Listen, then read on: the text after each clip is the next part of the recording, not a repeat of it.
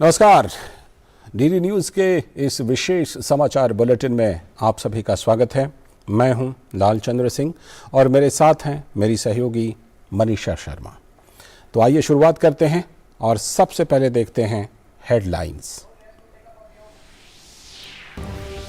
प्रधानमंत्री नरेंद्र मोदी ने दिल्ली में वीर बाल दिवस के अवसर पर एक ऐतिहासिक कार्यक्रम में लिया हिस्सा। 300 बाल कीर्तनियों द्वारा प्रस्तुत किए जाने वाले शबद कीर्तन में हुए शामिल। 3000 बच्चों के मार्च पास्ट को किया रवाना।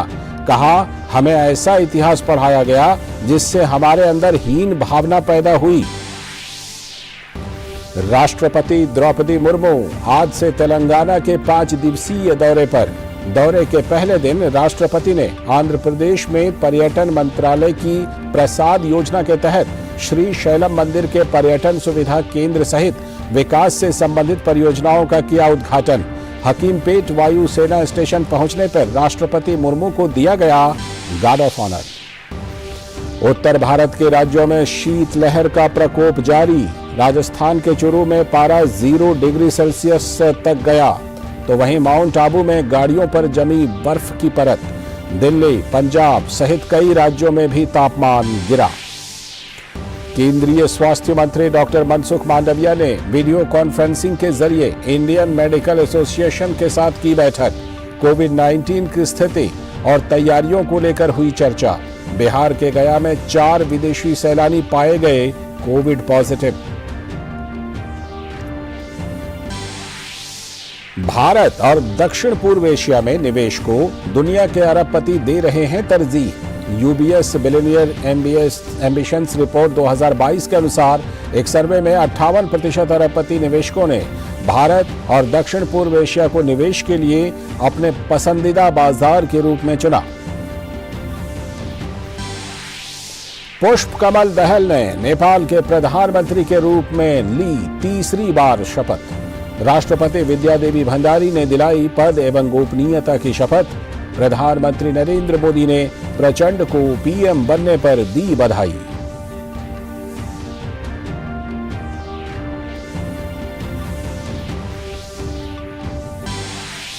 अमेरिका में बर्फीले तूफान का कहर जारी। मृतकों की संख्या बढ़कर हुई 38। सर्दी ने लोगों को घरों में किया कैद। बिजली की आपूर्ति बुरी तरह से प्रभावित। घरेलू और अंतर्राष्ट्रीय उड़ानें भी बाधित।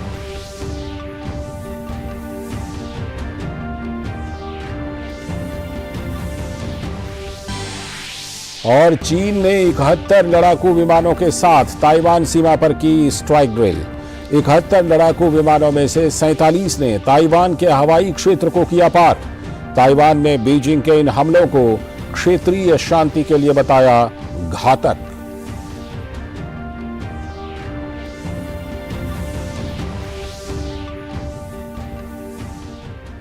तो ये थी इस समय की हेडलाइंस और अब हम देखेंगे खबरों को विस्तार से। तो सबसे पहली खबर, प्रधानमंत्री नरेंद्र मोदी ने दिल्ली में वीर बाल दिवस के अवसर पर एक ऐतिहासिक कार्यक्रम में हिस्सा लिया।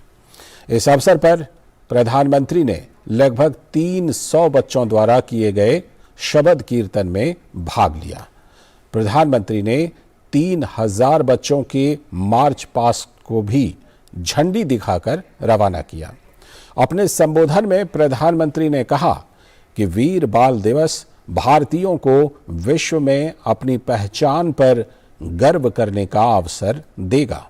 उन्होंने कहा कि हमें अपने अतीत को भूलना नहीं चाहिए और बलिदान को याद रखना चाहिए। प्रधानमंत्री ने कहा कि सिख गुरुओं की परंपरा एक भारत श्रेष्ठ भारत के विचार को प्रेरणा देती है। उन्होंने कहा कि जिस देश का ऐसा इतिहास रहा हो उसे साहस की भावना से भरा होना चाहिए, लेकिन दुर्भाग्य से हमें ऐसा इतिहास पढ़ाया गया जिसमें हमारे अंदर हीनता की भावना पैदा करने वाले नैरेटिव थे। ध्यान रहे कि इस वर्ष 9 जनवरी को गुरु गोविंद सिंह के प्रकाश पर्व के दिन प्रधानमंत्री नरेंद्र मोदी ने घोषणा की थी कि 26 दिसंबर को गुरु गोविंद सिंह के बेटों साहिबजादा बाबा जोरावर सिंह और बाबा फतेह सिंह की शहादत को वीर बाल दिवस के रूप में मनाया जाएगा। और अब रुख करते हैं दूसरी बड़ी खबर का। राष्ट्रपति द्रौपदी मुर्मू तेलंगाना के 5 दिनों के दौरे पर आज तेलंगाना के श्रीशैलम पहुंची। तेलंगाना की राज्यपाल तमिलसाई सुंदरराजन, आंध्र प्रदेश के वित्त मंत्री बुगना राजेंद्र और अन्य अधिकारियों ने राष्ट्रपति का स्वागत किया। बाद में राष्ट्रपति ने श्रीशैलम मंदिर का दौरा किया। ये मंदिर दक्षिण में भगवान शिव का बेहद प्रसिद्ध मंदिर है और इसे दक्षिण भारत का काशी भी माना जाता है। मंदिर के अधिकारियों ने राष्ट्रपति का भव्य स्वागत किया और राष्ट्रपति ने भगवान मल्लिकार्जुन स्वामी की विशेष पूजा की। इसके बाद राष्ट्रपति मुर्मू ने प्रसाद योजना के तहत पर्यटन सुविधा केंद्र का उद्घाटन किया। राष्ट्रपति ने श्रीशैलम मंदिर में केंद्रीय पर्यटन मंत्रालय की प्रसाद योजना के अंतर्गत विकास परियोजनाओं का शुभारंभ किया। राष्ट्रपति ने साथ ही श्रीशैलम में श्री शिवाजी स्फूर्ति केंद्रम का भी दौरा किया। हैदराबाद के हाकिमपेट वायुसेना स्टेशन पहुंचने पर राष्ट्रपति मुर्मू को गार्ड ऑफ ऑनर दिया गया।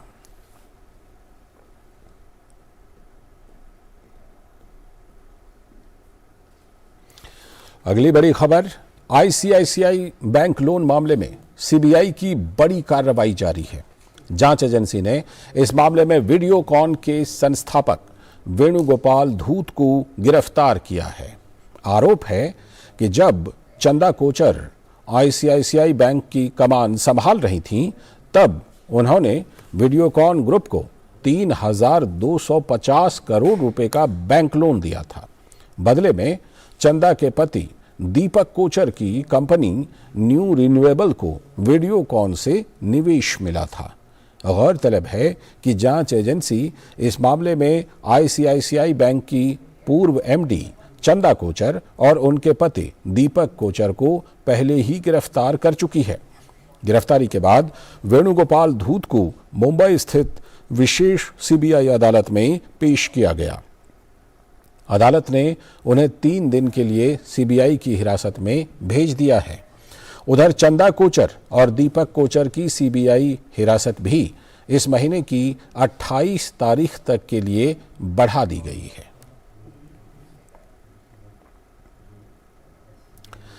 मध्य प्रदेश के मुख्यमंत्री शिवराज सिंह चौहान ने प्रधानमंत्री नरेंद्र मोदी से दिल्ली में मुलाकात की। मुख्यमंत्री ने बताया कि मुलाकात में कई विषयों पर चर्चा हुई। उन्होंने बताया कि मध्य प्रदेश में आगामी 8, 9 और 10 जनवरी को प्रवासी भारतीय कार्यक्रम का आयोजन होगा, जिसमें प्रधानमंत्री भी शिरकत करेंगे।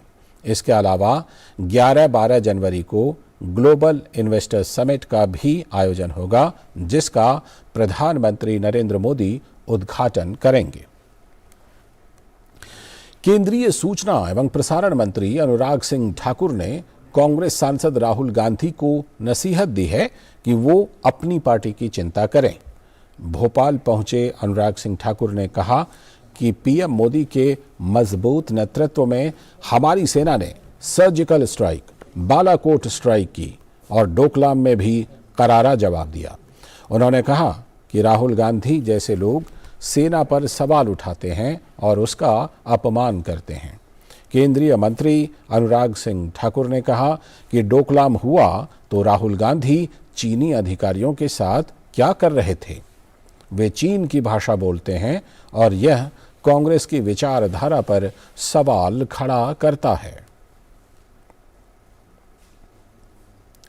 अगली खबर, सरकार ने कहा है कि एनिमेशन, विजुअल इफेक्ट्स, गेमिंग और कॉमिक क्षेत्र में आने वाले 10 वर्षों में 20 लाख से भी ज्यादा लोगों को रोजगार देने की संभावनाएं हैं।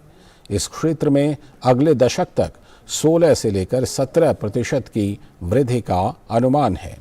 AVGC XR क्षेत्र के सामर्थ्य पर एवीजीसी कार्यबल रिपोर्ट के बारे में संवाददाताओं को जानकारी देते हुए सूचना एवं प्रसारण सचिव और कार्यबल के अध्यक्ष अपूर्व चंद्र ने कहा कि एवीजीसी सेक्टर देश के इतिहास, संस्कृति, कला और पारंपरिक खेलों को तकनीक के साथ साथ सृजनात्मक कौशल से जोड़ने का अवसर प्रदान करता है। उन्होंने आशा व्यक्त की कि भारत में सूचना और प्रौद्योगिकी क्षेत्र के समान एवीजीसी क्षेत्र में वैश्विक गुरु बनने की क्षमता है।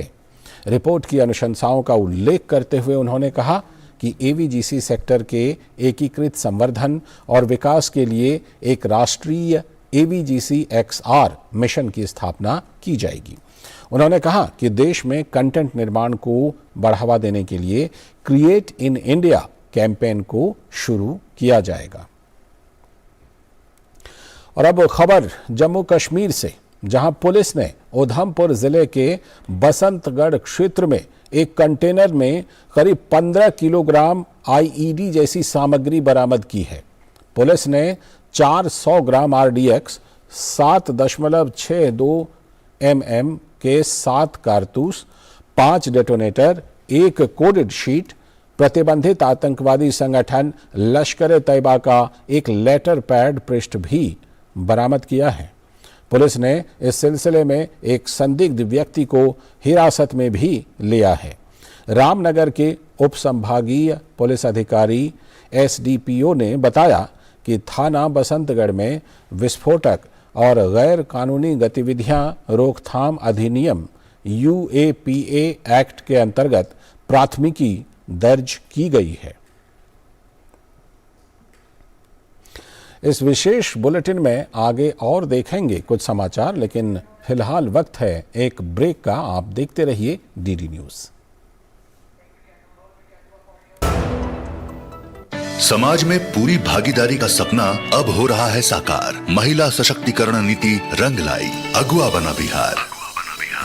बिहार सरकार की ऐतिहासिक पहल से बिहार पुलिस बल में महिलाओं की हिस्सेदारी में देश का नंबर 1 राज्य बन गया है। वर्तमान में बिहार पुलिस बल में 28,960 महिलाएं कार्यरत हैं, जो कुल पुलिस बल का 28% है। आरक्षी से लेकर उपाधीक्षक पद पर कार्यरत महिलाएं देश और समाज की सेवा में लगी हैं। ये भागीदारी ऐसे ही बनी रहे, इसके लिए 2013 से बिहार में पुलिस भर्ती में 35% पद महिलाओं के लिए आरक्षित किया गया है। बढ़ रही महिलाओं की भागीदारी, अब बदलेगी दुनिया सारी। महिला एवं बाल विकास निगम बिहार द्वारा जनहित में जारी।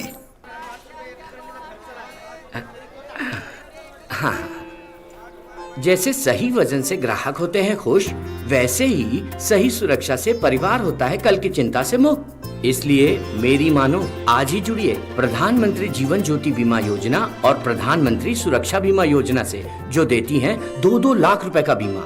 दिखाइए समझदारी, निभाइए जिम्मेदारी। आज ही अपनी नजदीकी बैंक शाखा या डाकघर जाकर इन योजनाओं से जुड़ें। ब्रेक के बाद एक बार फिर से आपका स्वागत है। आप देख रहे हैं DD न्यूज पर हमारा विशेष समाचार। और अब बढ़ते हैं अगली खबर की तरफ। केंद्रीय स्वास्थ्य मंत्री डॉक्टर मनसुख मांडविया ने कोविड की स्थिति पर भारतीय चिकित्सा संघ यानी IMA के साथ बैठक की।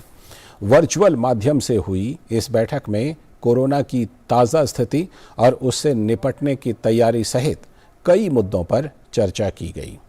कई देशों में कोरोना संक्रमण के बढ़ते मामलों के बीच केंद्र सरकार पूरी तरह से सतर्क है। केंद्रीय स्वास्थ्य मंत्री डॉक्टर मांडविया ने पिछले सप्ताह वैश्विक स्तर पर कोविड मामले बढ़ने पर राज्यों के स्वास्थ्य मंत्रियों के साथ भी बैठक की थी। स्वयं प्रधानमंत्री नरेंद्र मोदी भी हालात पर नजर बनाए हुए हैं। उन्होंने भी एक उच्च स्तरीय बैठक करके सतर्कता बढ़ाने की सलाह दी थी। इस बीच देश में कोरोना के खिलाफ जारी जंग में टीकाकरण अभियान तेज गति से जारी है। राष्ट्रव्यापी टीकाकरण अभियान के तहत अब तक 220 करोड़ से भी अधिक टीकों की खुराक दी जा चुकी है। तो वहीं 24 घंटों के दौरान देश में 196 नए कोरोना के मामले दर्ज किए गए और इस दौरान 190 लोग कोरोना को मात देकर स्वस्थ हुए। देश में अभी फिलहाल सक्रिय मामलों की दर 0.01% है, जबकि रिकवरी दर 98.8% पर पहुंच चुकी है। उत्तर प्रदेश के आगरा शहर में चीन से लौटा एक शख्स कोरोना से संक्रमित मिला है। आगरा के शाहगंज के रहने वाले इस शख्स का सैंपल जीनोम सीक्वेंसिंग के लिए भेज दिया गया है, जिससे वेरिएंट की जानकारी मिल सके। इससे पहले केंद्रीय स्वास्थ्य मंत्री मनसुख मांडविया ने राज्य सरकारों को आदेश दिया था कि विदेश से आ रहे लोगों के कोरोना पॉजिटिव मिलने पर उनका सैंपल जीनोम सीक्वेंसिंग के लिए भेजा जाए। देश में इस वक्त 3,451 एक्टिव मामले हैं। सबसे ज़्यादा एक्टिव केस केरल और कर्नाटक में हैं। महाराष्ट्र तीसरे स्थान पर है और यहाँ पर 136 सक्रिय मामले हैं। सरकारी आंकड़ों के मुताबिक केरल में 1,410 संक्रमित मामले हैं, तो वहीं कर्नाटक में 1,241 एक्टिव केस हैं। तो देश में 10 ऐसे भी राज्य हैं जहां इस वक्त एक भी एक्टिव केस नहीं है। इनमें अंडमान एंड निकोबार, अरुणाचल प्रदेश, असम, झारखंड, दादरा एंड नगर हवेली, लक्षद्वीप, मणिपुर, मेघालय, मिजोरम और त्रिपुरा हैं। देश में दर्ज हो रहे नए मामलों की संख्या भले ही इस वक्त कम है, लेकिन सरकार एक्शन मोड में है। चीन जैसे हालात देश में पैदा ना हो, इसके लिए केंद्रीय स्वास्थ्य मंत्रालय और राज्य सरकारें लगातार कदम उठा रही हैं। इस बीच बिहार के गया में तिब्बतियों के आध्यात्मिक धर्मगुरु दलाई लामा के प्रवचन कार्यक्रम में शामिल होने के लिए आए 4 विदेशी कोरोना पॉजिटिव पाए गए हैं, जिसके बाद चारों विदेशियों को बोधगया के एक होटल में आइसोलेट कर दिया गया है। गया के civil surgeon doctor Ranjan Kumar Singh ने बताया कि गया अंतर्राष्ट्रीय हवाई अड्डे पर आने वाले यात्रियों की कोरोना रैंडम जांच की जा रही है। इसी क्रम में विदेश से आने वाले 4 विदेशियों की जांच रिपोर्ट कोरोना पॉजिटिव आई है। इनमें से 1 म्यांमार और 3 बैंकॉक के रहने वाले हैं। उन्हें बोधगया के एक होटल में आइसोलेट कर दिया गया है, जहां वो ठहरने वाले थे। चारों की स्थिति सामान्य है और उनका इलाज भी किया जा रहा है। अगली खबर, राजस्थान में आरपीएससी पेपर लीक को लेकर भाजपा ने गहलोत सरकार पर निशाना साधा है। भाजपा के सांसद राज्यवर्धन सिंह राठौड़ ने एक प्रेस वार्ता करके राज्य की कांग्रेस सरकार पर कई सवाल उठाए। उन्होंने कहा कि पिछले 4 साल में 16 बार पेपर लीक हो चुके हैं। राठौड़ ने कहा कि गहलोत सरकार ने इस मामले की सीबीआई जांच की भाजपा की मांग को अनसुना कर दिया।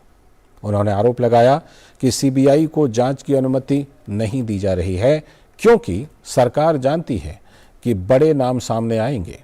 राठौड़ ने कहा कि ये दुर्भाग्यपूर्ण है कि राजस्थान सरकार अपनी जिम्मेदारी को पूरी नहीं कर रही है। भारत जल्द ही निवेश का एक प्रमुख गढ़ बन सकता है।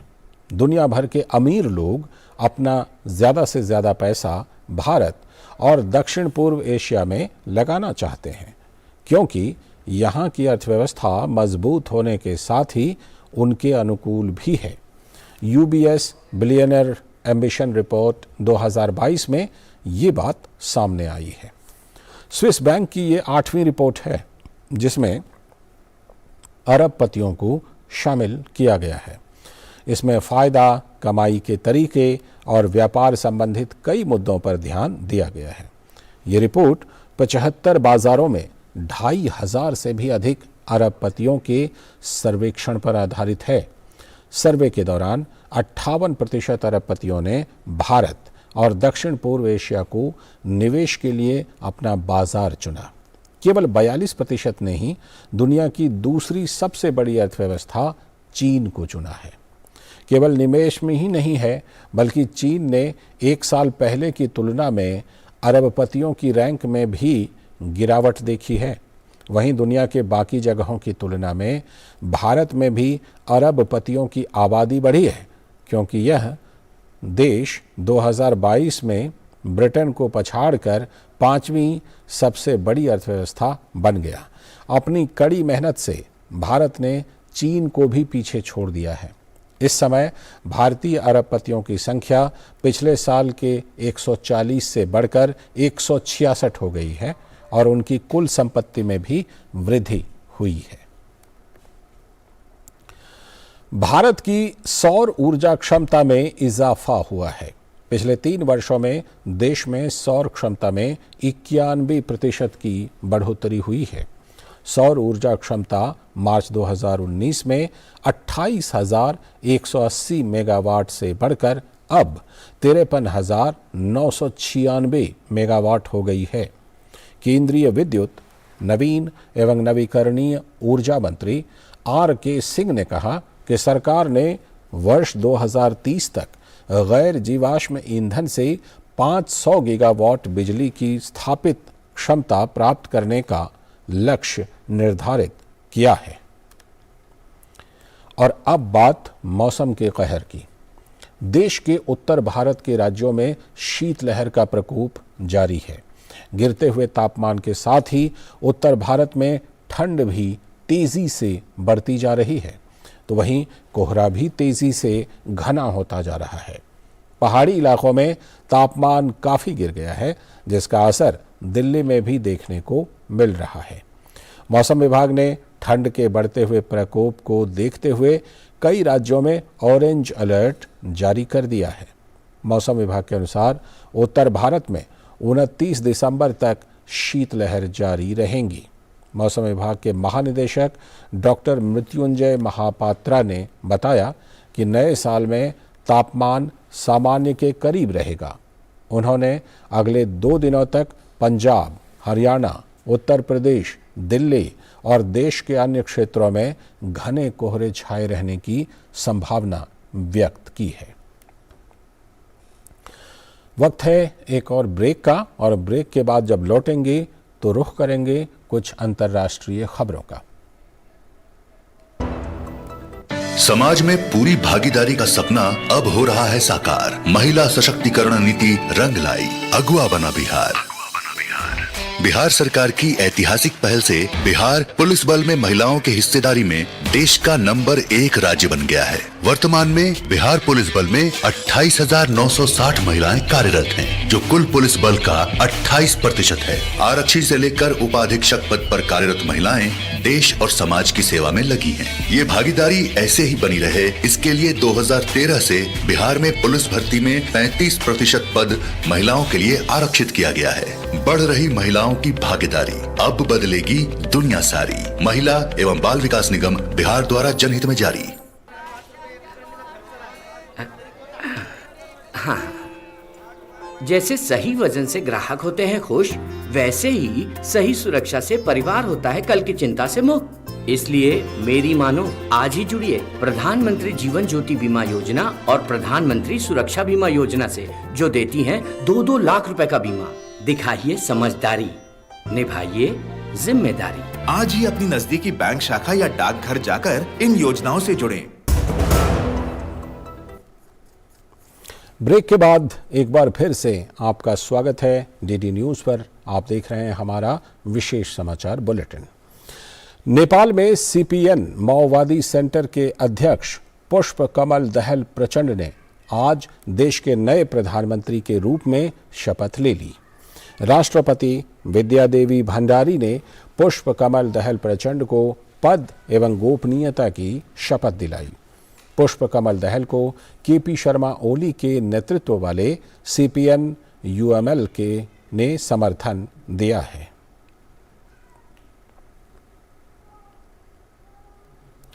दुनिया भर की कुछ और बड़ी खबरों में अमेरिका और कनाडा में कड़ाके की ठंड से अब तक 38 लोगों की मौत हो चुकी है। इनमें से 34 लोग अमेरिका के थे। अमेरिका के न्यूयॉर्क राज्य का बफेलो शहर सबसे ज़्यादा प्रभावित है। कनाडा के पश्चिमी प्रांत ब्रिटिश कोलंबिया में मेरिट शहर के पास बर्फीली सड़क पर एक बस के पलट जाने से 4 लोगों की मौत हो गई। अमेरिका में लाखों घरों में बिजली की आपूर्ति प्रभावित हुई है और हजारों उड़ानें रद्द कर दी गई हैं। चीन ने कोविड के बढ़ते संक्रमण के बीच दैनिक आधार पर कोविड के मामले प्रकाशित करने पर रोक लगा दी है। एक लीक हुए दस्तावेज के अनुसार इस महीने के पहले सप्ताह में जीरो कोविड नीति में ढील दिए जाने के बाद केवल 20 दिनों में ही लगभग 25 करोड़ लोगों में कोविड संक्रमण की पुष्टि हुई है। इस बीच विशेषज्ञों ने आशंका व्यक्त की है कि अगले वर्ष चीन में कोविड से 20 लाख से भी अधिक लोगों की मौत हो सकती है। चीन में कोविड का नया रूप BF.7 तेजी से फैल रहा है।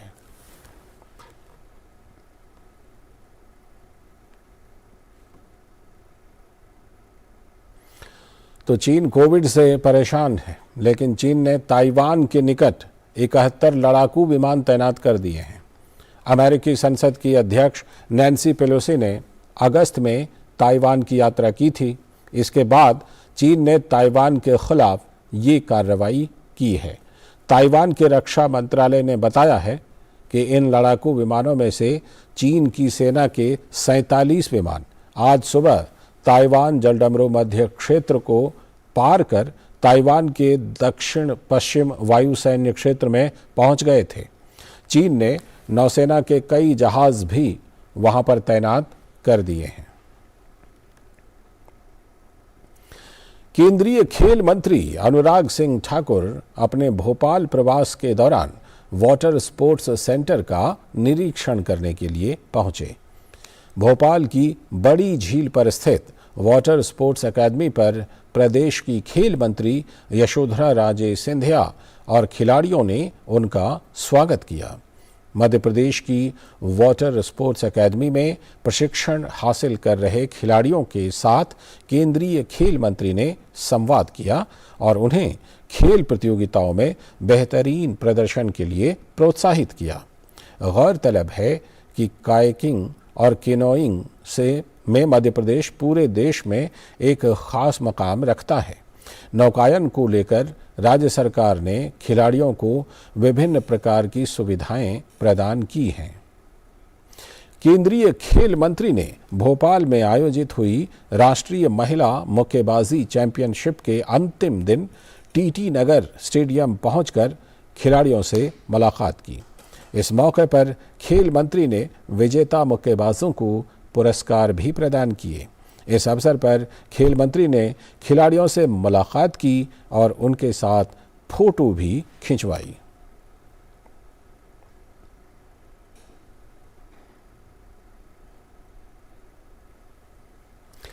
तो इसी खबर के साथ इस विशेष समाचार बुलेटिन में आज के लिए इतना ही। मुझे और मेरी सहयोगी मनीषा शर्मा को दीजिए अनुमति। नमस्कार।